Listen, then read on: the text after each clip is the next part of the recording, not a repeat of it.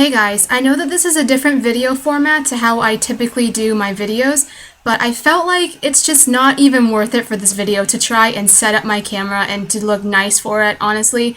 So if you guys haven't heard about it yet, Alex Day came back on YouTube yesterday, and I just heard about it today, which is October 6th. So he came back on the 5th, yesterday. Now, there is a problem with that. He's essentially pulling an eggplant move, which if you don't know about eggplant either, eggplant was outed as being a sexual abuser and a sexual harasser, and so was Alex Day. Same exact things. Eggplant came back on YouTube and he made a sort of apology type of video. People didn't accept that apology video for numerous reasons. Number one, it's toxic when an abuser comes back to the platform where they abuse their victims on, so it's triggering. Here's Alex. He's outed back in early February, around February-ish of this year, as sexually abusing and manipulating his underage fans and a plethora of numerous things, which I will leave down below in the description of the Masterpost to all of these people that have done horrible things on YouTube. I have notes written down. It's 10.5 pages long. However, I have pretty large handwriting, so I'll try to make it more concise. But Alex posted a 31-minute and 20-second video. It is on his YouTube channel. And from what I've heard from a few people, he has monetized the video, which means that if you go on his channel and you watch that video, he makes revenue off of that because he has ads playing in the background of it. So just don't go to that video anyway. Someone has taken the video and ripped it off of YouTube and uploaded it onto Dailymotion. It's in the description if you want to watch it. You know, be aware of its content, etc. Alex starts out the video by saying, "Watch this with open-mindedness and compassion and a lack of judgment." That is kind of hard to say that because you have been outed for all of these horrible things. You know, you have so much stacked against you that no matter what you say, people aren't going to listen to you. And he does make that point over and over again in the video. He says that the YouTube community is dissolving. So by the fact that he is even aware of what's going on in the YouTube community, he mentions Eggplant and Sam Pepper. So he knows what's going on in the YouTube community. So the fact that he is still posting on YouTube just shows that he is watching over what we are saying about him and what we're saying about these other YouTubers that have been outed. And then he goes on to say that he hasn't wanted to talk about his side of the story because of Tumblr, who are militantly liberal and judgmental of anybody that doesn't share their opinion. In this situation, when you have been outed numerous times as doing these heinous crimes that are illegal, like, you can't blame the Tumblr mentality for that. And then he goes on to say, "Unfortunately for me, that's what Tumblr has been like." So again, he's making himself out to be like this victim, this wounded warrior. He also calls these sexual experiences. He doesn't call them for what they are, which is sexual harassment, sexual abuse. He calls them experiences. So that just shows the mentality and the mindset that Alex is in.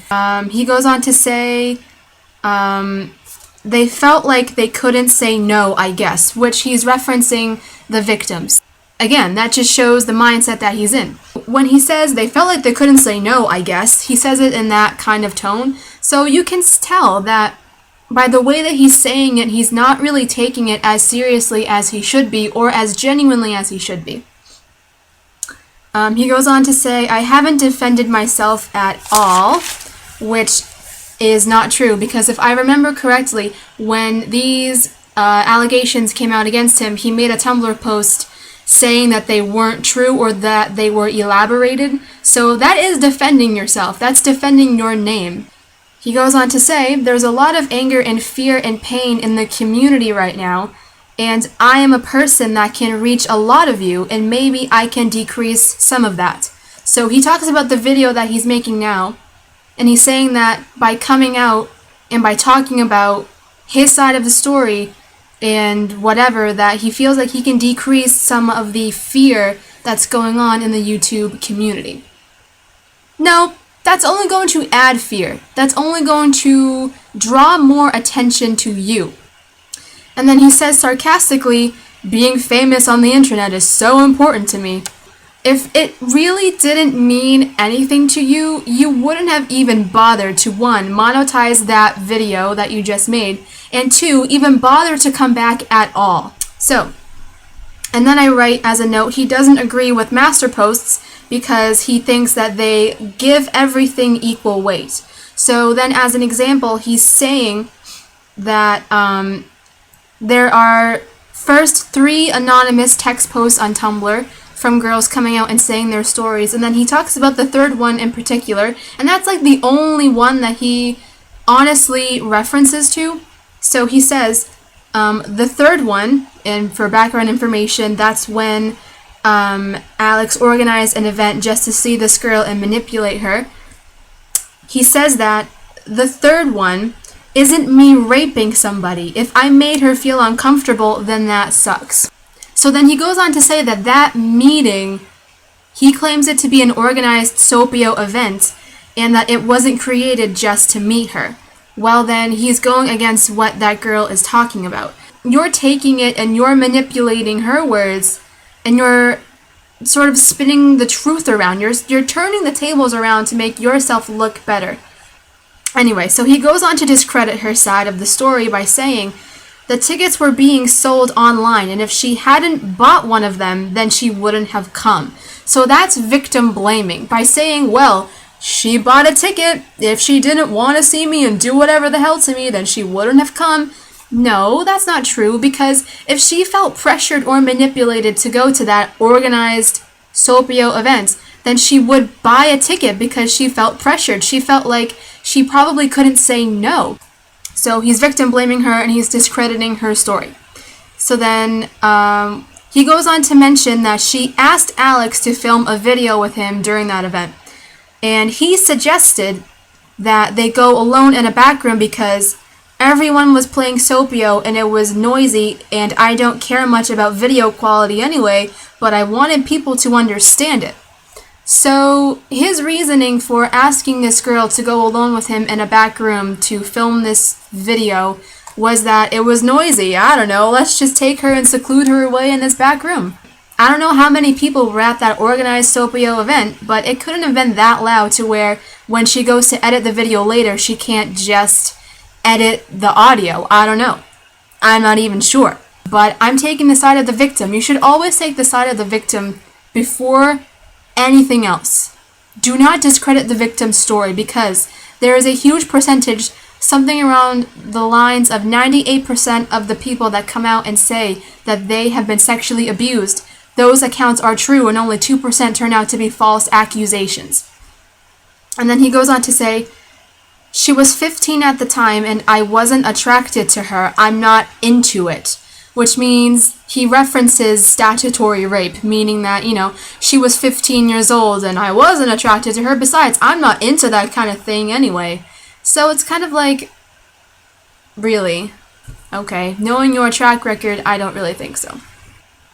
And then he goes on to further discredit her, and then he says that Masterposts just collect all these articles with each saying or claiming something different, and that now people have this proof by quantity, and that people are not actually reading the articles. He calls them articles and not actual testimony or actual stories from these victims. He calls them articles. So he says that people have proof by quantity and that people are not actually reading these articles, but are simply looking at the number of links stacked against said person.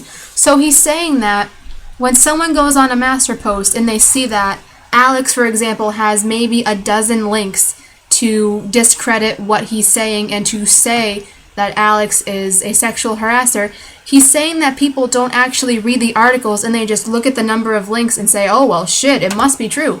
It's not really the case, because if you actually read those articles, they are filled to the brim of people coming out and so bravely saying what they've gone through.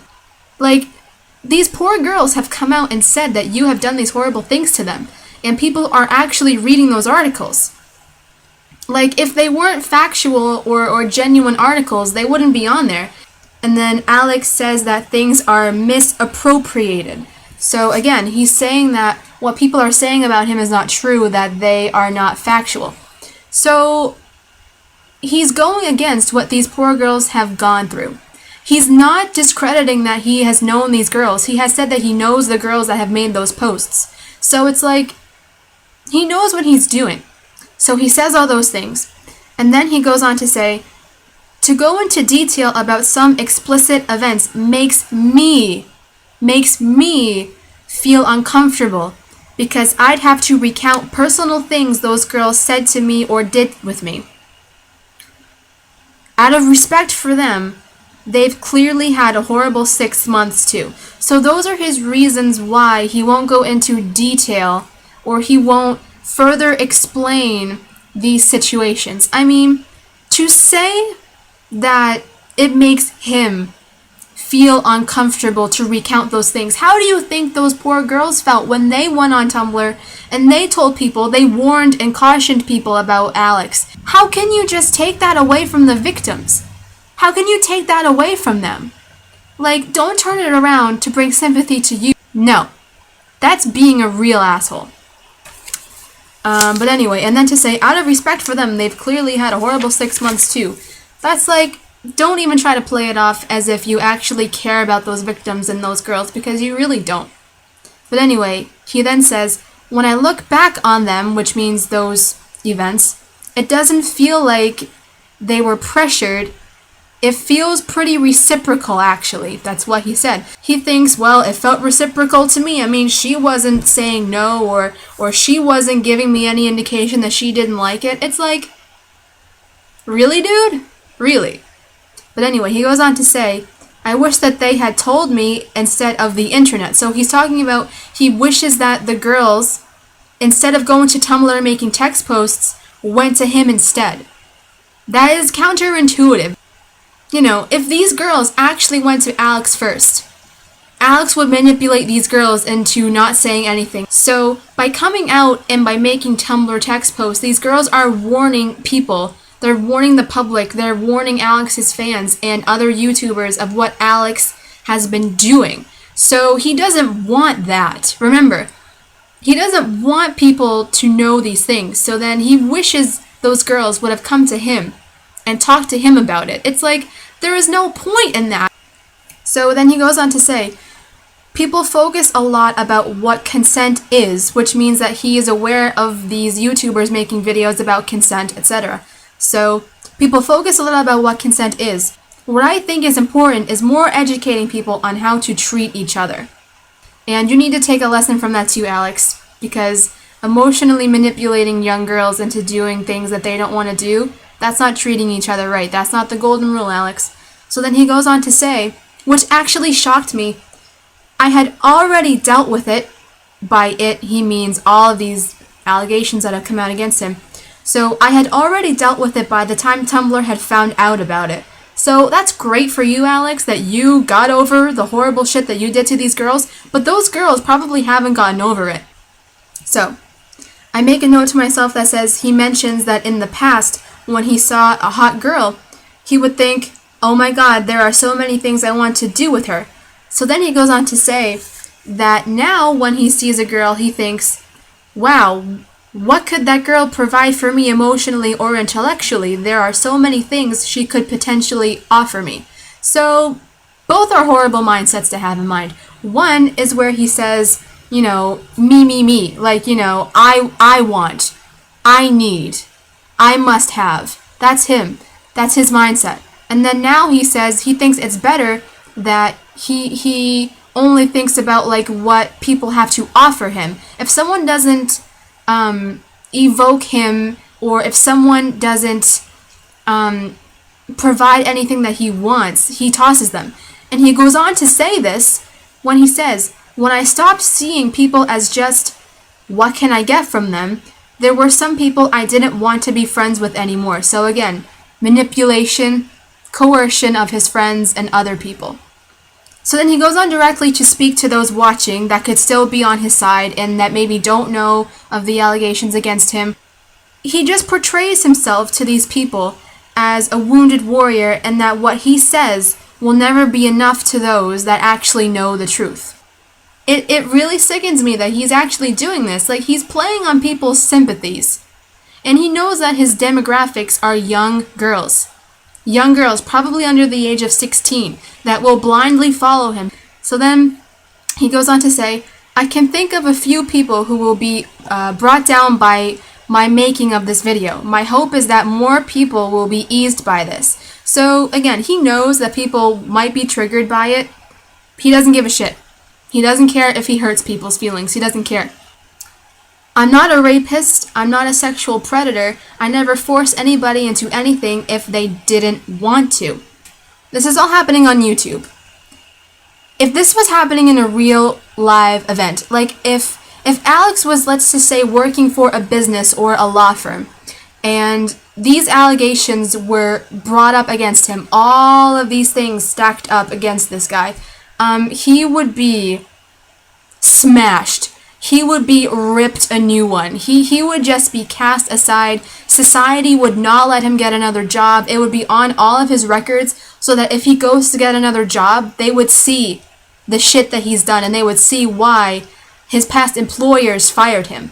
So it would be hard for him to get another job and to make it in society. But clearly, since this is on YouTube, Alex has the free will and the power to keep on manipulating people and to keep on doing what he's been doing. He even says, this scares me. This really scares me. And if this doesn't scare you, I don't know what mindset you have, but he says explicitly that he plans on making more videos. So this isn't the last time that we will see Alex Day on YouTube. This is not the last time. And it should be the last time. The last time that we saw him should have been 7 months ago, when this all came to light. We should not have to see Alex come back ever again. He says, I'm sorry if you were offended by this video. The best thing you can do is to not watch my videos anymore because it's probably not going to get any better for you. You will hear from me soon at some point. I'll talk more about friends and stuff when I do make my next video, which might be tomorrow or sometime soon.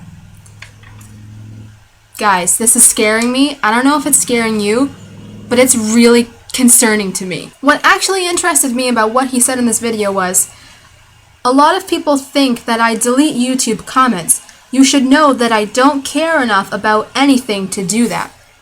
But what's interesting is he goes on to say that he blacklists certain words and phrases from YouTube comments. So that, for example, he says, if you wrote a comment calling me an asshole and it didn't show up, then that's why.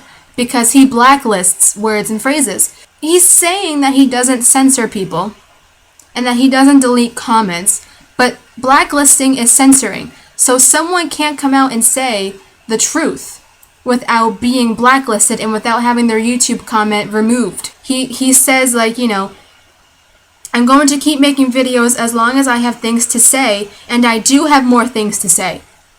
Like, that is pretty threatening. I'm going to keep making videos, and I have more things to say. So he's essentially saying, you can't do anything about what I'm going to be doing. He goes on to say, I'm not trying to upset anybody by making this video, even though I inevitably will. I make a note that says he calls the accusations made against him as verbal abuse and slander, and says that people are being absolutely horrible. Do you know what the definition of slander is, Alex? Slander is when you say something about a person that's not actually true. That's slander. By you actually abusing these people and by somebody calling you an abuser, that's not slander, that's saying the truth. He goes on to say, people were unfriending me on Facebook and I didn't know why, but then I suddenly had this moment of insight. It's my fault.